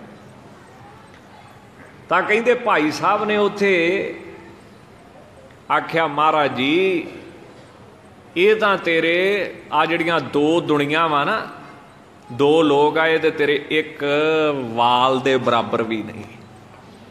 ਉੱਥੇ ਲਿਖਿਆ ਨਾ ਉਹਨਾਂ, ਦੀਨ ਦੁਨੀਆ ਦਰ ਕਮੰਦੇ ਆਪ ਪਰੀ ਰਖਸਾਰਮਾ, ਹਰ ਦੋ ਆਲਮ ਕੀਮਤੇ ਜਕ ਤਾਰ ਮੂਏ ਜ਼ਾਰਮਾ। ਤੇਰੇ ਇੱਕ ਵਾਲ ਦੇ ਬਰਾਬਰ ਵੀ ਦੋ ਦੁਨੀਆ ਦਾ ਪੈਸਾ ਸੁੱਖ ਕੱਖ ਵੀ ਨਹੀਂ ਹੈ। ਤੇ ਫਿਰ ਮਹਾਰਾਜ ਪੁੱਛਦੇ, ਫਿਰ ਚਾਹੁੰਦੇ ਕੀ ਹੋ, ਫਿਰ ਵਰਾਕ ਕਿਉਂ ਕਰਦਾ ਹੈ ਇੰਨਾ। ਤਾਂ ਫਿਰ ਹੱਥ ਜੋੜ ਕੇ ਆਖਿਆ, ਮਹਾਰਾਜ ਸੱਚੇ ਪਾਤਸ਼ਾਹ ਇੱਕ ਚੀਜ਼ ਦੇ ਦਿਓ ਮੈਨੂੰ। ਉਹ ਕਿਹੜੀ ਚੀਜ਼? ਕਹਿੰਦੇ ਉਹ ਕਿਰਪਾ ਮੇਰੇ ਤੇ ਕਰ ਦਿਓ, ਉਹ ਨਿਗਾਹ ਮੇਰੇ ਤੇ ਪਾ ਦਿਓ ਜਿਹੜੀ ਸੱਜਣ ਠੱਗ ਤੇ ਪਾਈ ਸੀ। ਬਸ ਇੰਨੀ ਕੀ ਚਾਹੀਦੀ ਆ, ਹੋਰ ਨਹੀਂ ਚਾਹੀਦੀ। ਜਿਹੜੀ ਕੌਡੇ ਰਾਖਸ਼ ਤੇ ਪਾਈ ਸੀ ਨਾ ਪਹਿਲੇ ਜਾਮੇ 'ਚ, ਉਹ ਨਿਗਾਹ ਇੱਕ ਵਾਰੀ ਮੇਰੇ ਤੇ ਪਾਓ, ਤੇ ਮੈਨੂੰ ਥੋੜੀ ਜਿਹੀ ਬੜੀ ਆ, ਇੱਕ ਵਾਰੀ ਪਾ ਦਿਓ ਬਸ। ਕਿਉਂ ਬਾਣੀ ਕਹਿੰਦੀ ਆ, ਕਿਰਪਾ ਕਟਾਖ ਅਵਲੋਕਨ ਕੀਨੋ ਦਾਸ ਕਾ ਦੁਖ ਵਿਦਾਰੇਗਾ। ਜਦੋਂ ਪਰਮੇਸ਼ਰ ਕਿਰਪਾ ਕਰ ਦਿੰਦਾ ਨਾ, ਫਿਰ ਕਹਿੰਦੇ ਥੋੜੀ ਜੀ ਮਹਾਰਾਜ ਜੀ ਕਿਰਪਾ ਕਰ ਦੋ, ਕਿਰਪਾ ਥੋੜੀ ਜੀ ਬਸ ਕਰ ਦੋ, ਇੰਨੀ ਬੜੀ ਹੈ। ਕਿਉਂ ਜਿਹੜਾ ਗਰੀਬ ਹੋਵੇ ਨਾ, ਜਨਮਾਂ ਜਨਮਾਂ ਦਾ ਕੰਗਾਲ ਹੋਵੇ, ਜਿਹਨੇ ਪੈਸੇ ਵੇਖੇ ਹੀ ਨਾ ਹੋਣ, ਉਹਨੂੰ ਥੋੜੇ ਹੀ ਬੜੇ ਹੁੰਦੇ ਆ। ਅਸੀਂ ਜਨਮਾਂ ਜਨਮਾਂ ਦੇ ਕੰਗਾਲ ਹਾਂ, ਸਾਨੂੰ ਥੋੜੀ ਜੀ ਨਿਗਾਹ ਤੁਹਾਡੀ ਬਹੁਤ ਹੈ। ਤਾਂ ਉਹ ਭਾਈ ਨੰਦ ਲਾਲ ਸਾਹਿਬ ਕਹਿੰਦੇ, ਕਦਰ ਲਾਲੇ ਉਹ ਬਜ਼ੁਰਗ ਆਸ਼ਿਕ ਨਾ ਦਾਨਦ ਹੇਚ ਕਸ, ਕੀਮਤੇ ਯਾਕੂਤ ਦਾਨਦ ਚਸ਼ਮ ਗੌਹਰ ਬਾਰਮਾ। ਰੱਬ ਦੀ ਕੀਮਤ ਜਿਹੜੀ ਆ, ਉਸ ਯਾਕੂਤ ਦੀ ਕੀਮਤ ਸਾਡੀ ਮੋਤੀ ਬਰਸਾਉਣ ਵਾਲੀ, ਅਥਰੂ ਵਹਾਉਣ ਵਾਲੀ ਅੱਖ ਹੀ ਜਾਣਦੀ ਆ, ਹੋਰ ਕੋਈ ਨਹੀਂ ਜਾਣਦਾ। ਤਾਂ ਕਹਿੰਦੇ ਇਹ ਜਿਹੜੇ ਇਹਦੇ ਅਥਰੂ ਹਨ, ਵਿਧਾਤਾ ਕਹਿੰਦਾ ਜਿਹੜੇ ਇਹਦੇ ਅਥਰੂ ਆ ਨਾ, ਇਹ ਬੜੇ ਵੱਡੇ ਹਥਿਆਰ ਨੇ। ਜਿੱਥੇ ਸਭ ਕੁਝ ਫੇਲ ਹੋ ਜਾਊਗਾ, ਉੱਥੇ ਇਹ ਚੱਲਣਗੇ। ਹੁਣ ਦੇਖੋ ਨਾ, ਜਿਹੜੇ ਮਹਾਰਾਜ ਆ, ਜਿਹੜੀ ਚੀਜ਼ ਹੁੰਦੀ ਨਾ, ਆਪਾਂ ਤਾਂ ਲੈ ਸਕਦੇ ਹਾਂ ਵੀ ਜੇ ਤਾਂ ਸਾਧ ਸੰਗਤ ਜੀ ਕੋਈ ਚੀਜ਼ ਲੈਣੀ ਹੋਵੇ, ਜਾਂ ਤੇ ਉਹ ਚੁੱਕ ਲਈਦੀ, ਜਾਂ ਆਪ ਦੇ ਦੇ, ਜਾਂ ਉਹ ਚੋਰੀ ਕਰ ਲਈਦੀ ਆ। ਤਿੰਨ ਕੁ ਤਰੀਕੇ, ਹੋਰ ਤੇ ਕੋਈ ਤਰੀਕਾ ਹੈ ਨਹੀਂ ਆ ਚੀਜ਼ ਲੈਣ ਦਾ। ਮਹਾਰਾਜ ਕੀ ਕਹਿੰਦੇ, ਘਰ ਤਾਂ ਤੇਰਾ ਸਭ ਕੁਛ ਹੈ, ਜਿਸ ਦੇਹ ਸੋ ਪਾਵੇ, ਪਰ ਦਿੰਦਾ ਨਹੀਂ ਨਾ ਹਰੇਕ ਨੂੰ। ਤੇ ਜਦੋਂ ਕੋਈ ਚੀਜ਼ ਨਾ ਦਵੇ, ਫਿਰ ਚੁੱਕ ਲਈਦੀ ਹੈ, ਜਾਂ ਮੰਗ ਲਈਦੀ ਹੈ, ਜਾਂ ਚੋਰੀ ਕਰ ਲਈਦੀ। ਹੁਣ ਤੁਸੀਂ ਮਹਾਰਾਜ ਤੋਂ ਕੁਝ ਲੈਣਾ ਵਾ, ਦੱਸੋ ਇਹਨਾਂ 'ਚੋਂ ਕਿਹੜਾ ਕੰਮ ਕਰੋਗੇ? ਮੰਗਣ ਤੇ ਉਹ ਦਿੰਦੇ ਨਹੀਂ ਪਏ। ਚੋਰੀ ਉਤੋਂ ਹੁੰਦੀ ਆ ਜਿਹਨੂੰ ਪਤਾ ਕੋ ਨਾ ਲੱਗੇ, ਇਹ ਤਾਂ ਅੰਤਰਜਾਮੀ ਆ, ਘਟ ਘਟ ਕੇ ਅੰਤਰ ਕੀ ਜਾਣਤ। ਖੋਹ ਮਾੜੇ ਤੋਂ ਲਈਦੀ ਆ, ਇਹ ਤਾਂ ਸਰਵ ਸ਼ਕਤੀਮਾਨ ਆ, ਕਿੱਦਾਂ ਖੋਵੇਂਗਾ? ਜਾਂ ਖੋਲਾ ਲਾਲਾ ਜੋਰ। ਜਿਹੜੇ ਅਰਬਾਂ ਪਤੀ ਆ ਨਾ, ਭਾਵੇਂ ਪੈਸੇ ਫੂਕ ਕੇ ਰੋਟੀਆਂ ਲਾਇਆ ਕਰਨ ਦੋਵੇਂ ਜੀ, ਉਹਨਾਂ ਘਰ ਬੱਚੇ ਨਹੀਂ ਆ, ਕਈ ਵਾਰੀ ਉਹ ਲੈ ਜਾਣ ਫਿਰ ਚੁੱਕ ਕੇ ਇੱਥੋਂ, ਖੋਹ ਲੈਣ। ਤਗੜੇ ਬੰਦੇ ਆ, ਖੋਹ ਲੈਣ ਫਿਰ। ਤਾਂ ਤਿੰਨੇ ਦੁਨੀਆ ਦੇ ਤਿੰਨ ਤਰੀਕੇ, ਤਿੰਨੇ ਹੀ ਫੇਲ ਆ। ਇੱਥੇ ਚੱਲਦੇ ਨਹੀਂ, ਨਾ ਧੱਕਾ ਚੱਲਦਾ, ਨਾ ਚੋਰੀ ਚੱਲਦੀ ਹੈ, ਮੰਗ ਚੱਲਦੀ ਹੈ ਪਰ ਉਹਨਾਂ ਦੀ ਚੱਲਦੀ ਜਿਹੜੇ ਸਿਮਰਨ ਕਰਦੇ, ਭਗਤੀ ਕਰਦੇ। ਤਾਂ ਇੱਥੇ ਫਿਰ ਜੇ ਚੀਜ਼ ਮੰਗਣੀ ਤੇ ਫਿਰ ਕੀ ਕਰਨਾ ਪਊਗਾ? ਇੱਥੇ ਤਾਂ ਫਿਰ ਕਹਿੰਦੇ ਨੇਤਰ ਭਰ ਕੇ ਰੋਣਾ ਪਊਗਾ, ਫੇਰ ਦਿੰਦਾ, ਉਤੋਂ ਪਹਿਲਾਂ ਨਹੀਂ ਦਿੰਦਾ।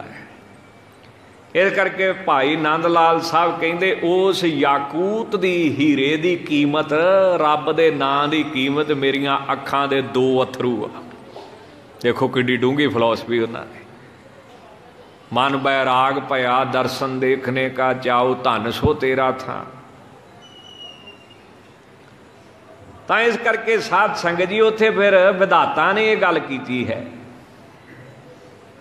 ਵਿਧਾਤਾ ਕਹਿੰਦਾ ਇਹਨਾਂ ਅਥਰੂਆਂ ਨੂੰ ਤੂੰ ਆਮ ਅਥਰੂ ਨਾ ਸਮਝ, ਇਹ ਬੜੀ ਸ਼ਕਤੀ ਵਾਲੇ ਅਥਰੂ ਹਨ, ਇਹਨਾਂ 'ਚ ਬੜੀ ਤਾਕਤ ਹੈ। ਤਾਂ ਇਸ ਤਰ੍ਹਾਂ ਫਿਰ ਉਹਨੇ ਪੁੱਛਿਆ, ਇੱਦਾਂ ਗੁਣ ਦੱਸੇ। ਤਾਂ ਕਹਿੰਦਾ ਕੋਈ ਔਗਣ ਵੀ ਹੈ? ਹਾਂ ਕਹਿੰਦੇ ਇੱਕ ਔਗਣ ਹੈ। ਉਹ ਕਿਹੜਾ? ਵੀ ਜਦੋਂ ਇਹ ਆਪਣੀ ਮਹਿਮਾ ਨੂੰ, ਆਪਣੇ ਮਹੱਤਵ ਨੂੰ ਭੁੱਲ ਜਾਊਗੀ, ਜਦੋਂ ਇਸਤਰੀ ਆਪਣਾ ਇਸਤਰੀਪੁਣਾ ਛੱਡ ਦੂਗੀ, ਇਹੀ ਸਭ ਤੋਂ ਵੱਡਾ ਇਹਦਾ ਔਗਣ ਹੋਊਗਾ। ਤਾਂ ਇਹ ਤਾਂ ਬੜੀਆਂ ਡੂੰਘੀਆਂ ਗੱਲਾਂ, ਇਹ ਵਿਆਖਿਆ ਮੰਗਦੀਆਂ ਵੀ ਇਹਦੀ ਹੋਰ ਵਿਆਖਿਆ ਕੀਤੀ ਜਾਵੇ, ਪਰ ਸਮਾਂ ਨਹੀਂ ਹੁਣ ਇਜਾਜ਼ਤ ਦਿੰਦਾ ਕਿ ਜਾਣ। ਤਾਂ ਭਗਤੀ ਕੀ ਹੈ? ਇਸਤਰੀ। ਤਾਂ ਕਬੀਰ ਸਾਹਿਬ ਕਹਿੰਦੇ ਹਮਰੋ ਭਰਤਾ ਮੇਰਾ ਘਰ ਵਾਲਾ ਹੈ ਰੱਬ, ਬੜੋ ਵਿਵੇਕੀ ਆਪੇ ਸੰਤ ਕਹਾਵੇ। ਜਿਸ ਔਰਤ ਦਾ ਘਰ ਵਾਲਾ ਹੋਵੇ ਨਾ, ਉਹਦੇ ਲਾਗੇ ਦੂਜੀ ਔਰਤ ਨਹੀਂ ਜਾ ਸਕਦੀ। ਹੁਣ 2 ਔਰਤਾਂ ਵਾ, ਇੱਕ ਭਗਤੀ ਤੇ ਇੱਕ ਮਾਇਆ। ਜੇ ਤੁਸੀਂ ਮਹਾਰਾਜ ਨੂੰ ਆਪਣਾ ਪਤੀ ਮੰਨ ਲਓਗੇ ਤਾਂ ਮਾਇਆ ਤੁਹਾਡਾ ਕੁਝ ਨਹੀਂ ਵਿਗਾੜ ਸਕਦੀ। ਇੰਨੀ ਕੁ ਗੱਲ ਕਬੀਰ ਸਾਹਿਬ ਉੱਥੇ ਸਮਝਾਉਣਾ ਚਾਹੁੰਦੇ ਆ। ਉਹ ਹਮਾਰੇ ਮਾਥੇ ਕਾਇਮ ਔਰ ਹਮਾਰੇ ਨਿਕਟ ਨਾ ਆਵੇ। ਇੱਥੇ ਉਹਨਾਂ ਦਾ ਇੰਨਾ ਕੁ ਨਿਚੋੜ ਹੈ, ਸਿਧਾਂਤ ਹੈ। ਚਲੋ ਭਗਤੀ ਦੀ ਗੱਲ ਚੱਲ ਪਈ ਆ। ਹਿੰਦੁਸਤਾਨ ਦੇ ਵਿੱਚ ਇੱਕ ਭਗਤੀ ਪਰੰਪਰਾ ਚੱਲੀ ਆਉਂਦੀ, ਜਿਹਦੇ ਵਿੱਚ ਉਹ ਕਬੀਰ ਸਾਹਿਬ ਜੀ, ਰਵਿਦਾਸ ਮਹਾਰਾਜ ਜੀ ਔਰ ਭਗਤ ਧੰਨਾ ਸਾਹਿਬ ਜੀ, ਨਾਮਦੇਵ ਜੀ, ਨਰਸੀ ਜੀ, ਬੜੇ ਬੜੇ ਮਹਾਂਪੁਰਖ ਹੋਏ ਭਗਤੀ ਪਰੰਪਰਾ। ਇਹਨਾਂ ਦੇ ਆਚਾਰੀਆ ਹੋਏ ਨੇ ਰਾਮਾਨੁਜ ਜੀ, ਬਹੁਤ ਵੱਡੇ ਇਹਨਾਂ ਦੇ ਮਹਾਂਪੁਰਖ ਹੋਏ ਨੇ, ਭਗਤੀ ਸੰਪਰਦਾਇ ਦੇ ਮੁਖੀ ਰਾਮਾਨੁਜ ਜੀ, ਇਸ ਗੱਦੀ ਦੇ ਵਾਰਿਸ, ਜਿਹੜੀ ਗੱਦੀ ਅੱਗੇ ਹੌਲੀ ਹੌਲੀ ਸਵਾਮੀ ਰਾਮਾਨੰਦ ਜੀ ਤੋਂ ਗਈ। ਇੱਕ ਦਿਨ ਰਾਮਾਨੁਜ ਜੀ ਦੇ ਕੋਲੇ ਇੱਕ ਨੌਜਵਾਨ ਆਇਆ, ਚਰਨ ਬੰਦਨਾ ਕੀਤੀ, ਮਹਾਰਾਜ ਮੈਨੂੰ ਆਪਣਾ ਸਿੱਖ ਬਣਾ ਲਓ। ਕਹਿੰਦੇ ਨਾਂ ਕੀ ਤੇਰਾ? ਕਹਿੰਦਾ ਜੀ ਸ਼੍ਰੀ ਮਾਲ। ਕਹਿੰਦੇ ਸਿੱਖ ਕਿਉਂ ਬਣਨਾ ਤੂੰ ਮੇਰਾ? ਤਾਂ ਸ਼੍ਰੀ ਮਾਲ ਕਹਿਣ ਲੱਗਾ ਜੀ ਸਿੱਖ ਮੈਂ ਤਾਂ ਬਣਨਾ ਚਾਹੁੰਦਾ ਹਾਂ ਵੀ ਸਿੱਖ ਬਣ ਕੇ ਪਰਮਾਤਮਾ ਨੂੰ ਮਿਲਣਾ ਹੈ, ਵਾਹਿਗੁਰੂ ਨੂੰ ਮਿਲਣਾ ਹੈ। ਰਾਮਾਨੁਜ ਜੀ ਕਹਿਣ ਲੱਗੇ ਸਿੱਖ ਕਹਿੰਦੇ ਕਿਹਨੂੰ ਆ? ਕਹਿੰਦੇ ਜੀ ਜਿਹੜਾ ਪਰਮਾਤਮਾ ਨਾਲ, ਗੁਰੂ ਨਾਲ ਪ੍ਰੇਮ ਕਰੇ, ਗੁਰੂ ਦੀ ਸਿੱਖਿਆ ਤੇ ਚੱਲੇ। ਤੇ ਸਿੱਖਿਆ ਤੇ ਉਹੀ ਚੱਲ ਸਕਦਾ ਜਿਹੜਾ ਪ੍ਰੇਮ ਕਰਦਾ। ਦੂਜਾ ਬੰਦਾ ਚੱਲੂਗਾ, ਲੋਕ ਵਿਖਾਵਾ ਕਰੂਗਾ, ਪਰ ਸਦਾ ਨਹੀਂ ਚੱਲ ਸਕਦਾ, ਥੋੜੇ ਚਿਰ ਬਾਅਦ ਬਹਿ ਜਾਊਗਾ ਠੰਡਾ ਹੋ ਕੇ, ਸਦਾ ਨਹੀਂ ਕਰ ਸਕਦਾ। ਜਿਹੜਾ ਅਸਲੀ ਪ੍ਰੇਮ ਕਰੇ ਉਹ ਸਿੱਖ ਆ। ਤਾਂ ਰਾਮਾਨੁਜ ਜੀ ਕਹਿਣ ਲੱਗੇ ਇਹਦਾ ਮਤਲਬ ਵੀ ਪਰਮਾਤਮਾ ਨਾਲ, ਗੁਰੂ ਨਾਲ ਪ੍ਰੇਮ ਕਰਨਾ ਸਿੱਖ ਹੈ। ਇਹਦਾ ਮਤਲਬ ਕਿ ਤੂੰ ਪਰਮਾਤਮਾ ਨਾਲ ਪ੍ਰੇਮ ਕਰਨਾ ਚਾਹੁੰਦਾ। ਹੁਣ ਆਹ ਗੱਲ ਕਈ ਵਾਰੀ ਮੈਂ ਹੱਸ ਵੀ ਪੈਣਾ, ਪਰ ਜੋ ਸੰਤਾਂ ਦੀ ਆ ਉਹ ਤੇ ਸੰਤਾਂ ਦੀ। ਕਹਿੰਦੇ ਫਿਰ ਆਪਣੀ ਘਰ ਵਾਲੀ ਕੋਲੇ ਚਲਿਆ ਜਾ। ਕਹਿੰਦਾ ਮਹਾਰਾਜ ਕੀ ਕਰਦੇ ਹੋ? ਕਹਿੰਦੇ ਉਹ ਤੇਰੇ ਨਾਲ ਕਿੰਨਾ ਕੁ ਪ੍ਰੇਮ ਕਰਦੀ ਹੈ ਤੇ ਤੂੰ ਉਹਦੇ ਨਾਲ ਕਿੰਨਾ ਕੁ ਪ੍ਰੇਮ ਕਰਦਾ ਵਾ? ਕਹਿੰਦਾ ਜੀ ਮੇਰਾ ਤੇ ਵਿਆਹ ਵੀ ਨਹੀਂ ਹੋਇਆ, ਪ੍ਰੇਮ ਦਾ ਤੇ ਸਵਾਲ ਹੀ ਕੋਈ ਨਹੀਂ। ਤਾਂ ਜਿਹੜੇ ਸੰਤ ਸ਼੍ਰੀ ਸੀ ਨਾ ਰਾਮਾਨੁਜ ਜੀ, ਸ਼੍ਰੋਮਣੀ ਸੰਤ ਸਨ, ਉਹ ਕਹਿੰਦੇ ਚੱਲ ਵਿਆਹ ਦਾ ਤੂੰ ਠੇਕਾ ਲਿਆ ਜਾਂ ਸੁਖਣਾ ਸੁਖਣੀ, ਆ ਪਿਓ ਨਹੀਂ ਹੈਗਾ ਤੇਰਾ, ਘਰ 'ਚ ਮਾਂ ਨਹੀਂ ਹੈਗੀ ਤੇਰੀ, ਕਿ ਉੱਦਾਂ ਹੀ ਜੰਮ ਪਿਆ ਵਾ ਜੀ, ਡਿੱਗ ਪਿਆ ਵਾ? ਕਹਿੰਦੇ ਜੀ ਹੈਗਾ, ਮਾਂ ਵੀ ਆ ਪਿਓ ਵੀ ਆ। ਉਹਨਾਂ ਨਾਲ ਕਹਿੰਦੇ ਕਿੰਨਾ ਕਿ ਤੂੰ ਪ੍ਰੇਮ ਕਰਦਾ ਵਾ? ਮਾਂ ਤੇ ਪਿਓ ਤੇ ਤੇਰੀ ਕਿੰਨੀ ਕੁ ਸ਼ਰਧਾ ਵਾ, ਉਹਨਾਂ ਦਾ ਤੂੰ ਕਿੱਡਾ ਕੁ ਭਗਤ ਆ? ਸ਼੍ਰੀ ਮਾਲ ਨੇ ਆਖਿਆ ਜੀ ਮਾਂ ਮੇਰੀ ਦੀ ਮੌਤ ਹੋ ਚੁੱਕੀ ਆ ਤੇ ਪਿਤਾ ਜੀ 3 ਮਹੀਨੇ ਹੋਏ ਨੇ ਉਹ ਸਰੀਰ ਛੱਡ ਚੁੱਕੇ। ਤੇ ਆਚਾਰੀਆ ਜੀ ਨੇ ਪੁੱਛਿਆ, ਕਹਿੰਦੇ ਫਿਰ ਭੈਣ ਭਰਾ ਕੋਈ ਨਹੀਂ? ਕਹਿੰਦਾ ਹੈਗਾ, ਪਰ ਮਹਾਰਾਜ ਉਹ ਮਤਲਬੀ ਜੇ ਬੰਦੇ, ਆਪਣੀ ਉਹਨਾਂ ਨਾਲ ਕੋਈ ਸਾਂਝ ਨਹੀਂ, ਭੈਣ ਭਰਾ ਨਾਲ ਆਪਣੀ ਬਣਦੀ ਨਹੀਂ। ਤਾਂ ਸ਼੍ਰੀ ਮਾਲ ਨੇ ਨਕਾਰਦੇ ਹੋਏ ਨੇ ਆਖਿਆ ਵੀ ਮੈਨੂੰ ਕਿਸੇ ਨਾਲ ਕੋਈ ਲਗਾ ਹੈ ਹੀ ਨਹੀਂ, ਮੇਰੀ ਵੱਲੋਂ ਸਾਰੇ ਹੀ ਮਰ ਜਾਣ। ਹਾਂਜੀ, ਵੀ ਮੈਂ ਰੱਬ ਨੂੰ ਮਿਲਣਾ, ਮੈਨੂੰ ਕੀ ਕਿਸੇ ਨਾਲ? ਜਿਵੇਂ ਕੋਈ ਮਰੇ ਕੋਈ ਜੀਵੇ, ਸੁਥਰਾ ਘੋਲ ਪਤਾਸੇ ਪੀਵੇ, ਸਾਨੂੰ ਕਿਸੇ ਨਾਲ ਕੀ ਮਤਲਬ? ਸਦਾ ਦੀਵਾਲੀ ਸਾਧ ਦੀ 8 ਪਹਿਰ ਬਸੰਤ, ਇਹ ਨਰਮੋਹ ਅਵਸਥਾ ਵਾ ਨਾ। ਅਰੇ ਮੂੰਹ ਤੋਂ ਕਹਿਣੀ ਕਿੱਡੀ ਸੌਖੀ ਹੈ, ਪਰ ਇੱਥੇ ਪਹੁੰਚਣਾ ਕਿਸੇ ਦੇ ਵੱਸ ਦੀ ਗੱਲ ਨਹੀਂ ਹੈ। ਮਹਾਰਾਜ ਜੀ ਤੁਸੀਂ ਪ੍ਰੇਮ ਦੀ ਗੱਲ ਕਰਦੇ, ਮੈਨੂੰ ਤੇ ਇੱਦਾਂ ਜਾਪਦਾ ਵੀ ਸਾਰੀ ਦੁਨੀਆ ਹੀ ਸਵਾਰਥੀ, ਮਤਲਬੀ ਲੋਕ ਹਨ, ਸਭ ਮਤਲਬ ਦੇ ਯਾਰ ਹਨ। ਇਸ ਲਈ ਮੈਂ ਸਾਰਿਆਂ ਦਾ ਖਹਿੜਾ ਛੱਡ ਕੇ ਤੁਹਾਡੇ ਚਰਨਾਂ 'ਚ ਆਇਆ ਵਾਂ। ਤੇ ਫਿਰ ਰਾਮਾਨੁਜ ਨੇ ਕੀ ਕਿਹਾ? ਫਿਰ ਆਚਾਰੀਆ ਸੀ, ਦੇਖ ਲਓ, ਜਿਵੇਂ ਉਦਾਸੀ ਮਾਦੇ ਆਚਾਰੀਆ ਕੌਣ ਆ? ਬਾਬਾ ਸ੍ਰੀ ਚੰਦ ਜੀ। ਸਾਡੇ ਆਚਾਰੀਆ ਕੌਣ ਨੇ? 10 ਪਾਤਸ਼ਾਹੀਆਂ। ਤਾਂ ਰਾਮਾਨੁਜ ਨੇ ਕਿਹਾ ਫਿਰ ਭਰਾਵਾ ਤੇਰਾ ਤੇ ਮੇਰਾ ਮੇਲ ਨਹੀਂ ਬਣਨਾ, ਤੂੰ ਰਹਿਣ ਹੀ ਦੇ, ਤੂੰ ਆਪਦੇ ਘਰੇ ਹੀ ਜਾ। ਜਿਹੜੀ ਚੀਜ਼ ਤੂੰ ਚਾਹੁੰਦਾ ਨਾ ਮੈਂ ਨਹੀਂ ਤੈਨੂੰ ਦੇ ਸਕਦਾ। ਫਿਰ ਉਹ ਹੱਕਾ ਬੱਕਾ ਰਹਿ ਗਿਆ ਵੀ ਸਾਰੇ ਸਾਥ ਇਹੀ ਗੱਲ ਕਹਿੰਦੇ ਵੀ ਸਭ ਮਰ ਗਏ, ਸਭ ਜ਼ਹਿਰ, ਸਭ ਮੁੱਕ ਗਏ, ਕੁਛ ਨਹੀਂ ਲੈਣਾ ਦੇਣਾ। ਤਾਂ ਉਹ ਸੁਣ ਕੇ ਬੜਾ ਹੈਰਾਨ ਹੋਇਆ। ਉਹਨੇ ਆਖਿਆ ਜੀ ਮੇਰਾ ਤੇ ਕਿਸੇ ਨਾਲ ਮੋਹ ਹੀ ਨਹੀਂ ਆ, ਤੁਸੀਂ ਕਿਉਂ ਨਹੀਂ ਮੈਨੂੰ ਚਰਨਾਂ 'ਚ ਰੱਖਦੇ? ਮੈਂ ਪ੍ਰਮਾਤਮਾ ਵਾਸਤੇ ਇੱਧਰ ਉੱਧਰ ਭਟਕਦਾ ਪਿਆ ਵਾਂ। ਸਾਰੇ ਕਹਿੰਦੇ ਪ੍ਰਮਾਤਮਾ ਨਾਲ ਜੇ ਪ੍ਰੀਤੀ ਜੋੜਨੀ ਹੈ ਵੀ ਜਾਓ ਸੰਤ ਰਾਮਾਨੁਜ ਦੇ ਕੋਲ ਜਾ, ਉਹ ਜੋੜ ਸਕਦੇ ਹਨ, ਉਹ ਟੁੱਟੀਆਂ ਜੋੜ ਦਿੰਦੇ ਹਨ। ਪਰ ਤੁਸੀਂ ਇਨਕਾਰ ਕਰਦੇ ਪਏ ਹੋ।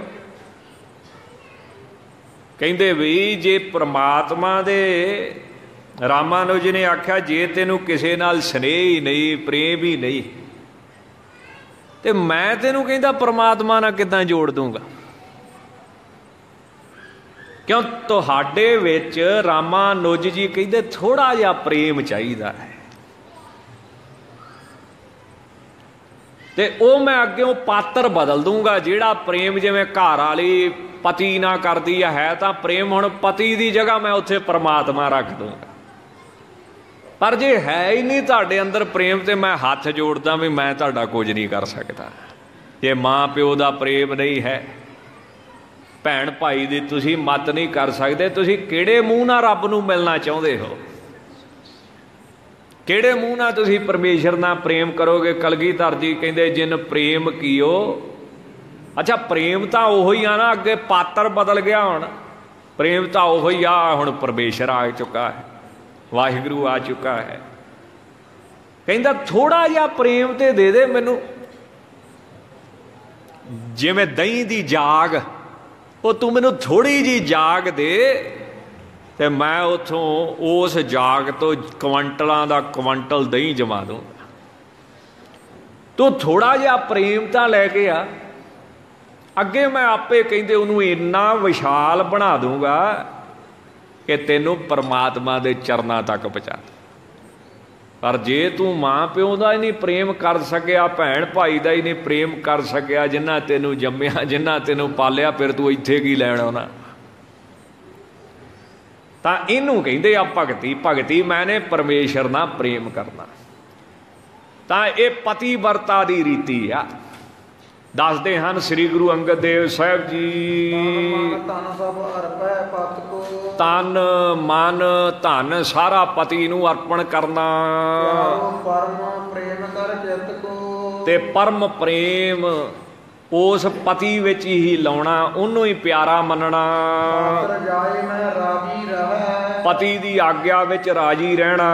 ਨਿਤ ਮਿਲਵੇ ਕੋ ਚਾਹੈ, ਤੇ ਜੇ ਕਿਤੇ ਵਿਛੜ ਜਾਵੇ ਤੇ ਰੋਜ਼ ਮਨ 'ਚ ਇਹੀ ਖਿਆਲ ਆਉਣੇ ਵੀ ਕਦੋਂ ਮਿਲਾਂਗੀ। ਜਾਵਤ ਮਿਲੇ ਨਰ ਦੇ ਉਪਾਈ, ਜਿੰਨਾ ਚਿਰ ਮਿਲ ਨਹੀਂ ਲੈਂਦੀ ਉਹਨਾਂ ਚਿਰ ਯਤਨ ਕਰਨੋਂ ਨਹੀਂ ਹਟਦੀ।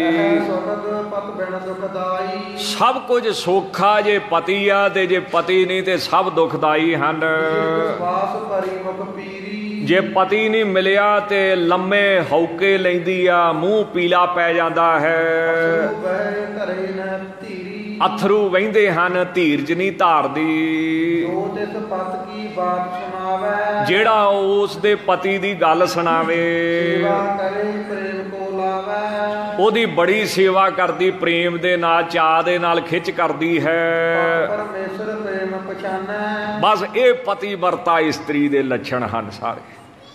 ਤਾਂ ਹੁਣ ਕੀ ਇੱਥੇ ਪਤੀ ਕੌਣ ਹੈ? ਇੱਥੇ ਪਰਮੇਸ਼ਰ। ਤਾਂ ਪਰਮੇਸ਼ਰ ਵਿੱਚ ਪ੍ਰੇਮ ਆਪਣਾ ਲਾਉਣਾ ਕਰੋ।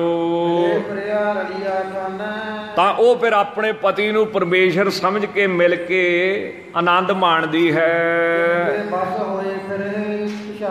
ਤੇ ਉਹ ਜਿਹੜਾ ਪਰਮੇਸ਼ਰ ਆ ਨਾ, ਫਿਰ ਉਹਨਾਂ ਦੇ ਵੱਸ ਹੋ ਕੇ ਪਿੱਛੇ ਪਿੱਛੇ ਤੁਰਿਆ ਫਿਰਦਾ ਹੈ, ਉਹਨਾਂ ਦੇ ਕੰਮ ਕਰਦਾ ਫਿਰਦਾ ਹੈ। ਇਮ ਹਰ ਭਗਤ ਲਿਹੋ ਉਰ ਧਾਰੀ।